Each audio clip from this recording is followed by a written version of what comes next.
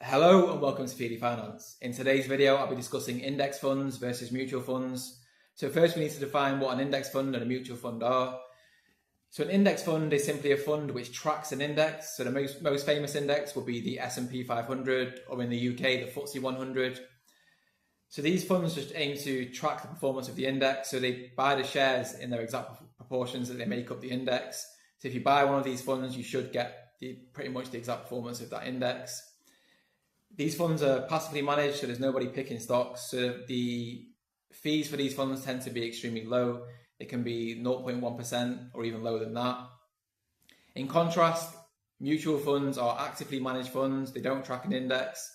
It's up to the managers of that fund to pick stocks and decide which companies should make up that fund. On top of that, you're going to have to pay significantly higher fees for mutual funds because you're paying for someone to actively manage the fund. So fees for mutual funds tend to be at least 1% and can be as high as 2 or 3%. So now I'm going to compare the performance of index funds and mutual funds.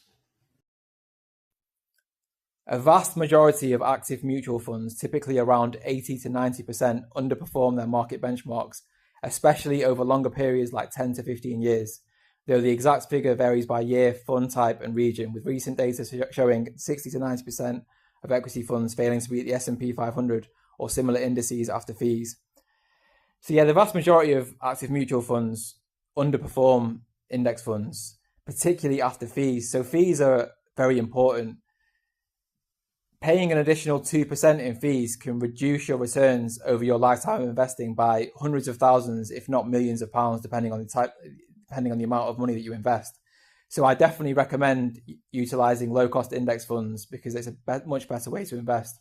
If you enjoyed today's video, please give it a thumbs up, subscribe to the channel, and I'll catch you in the next one. Thanks for watching.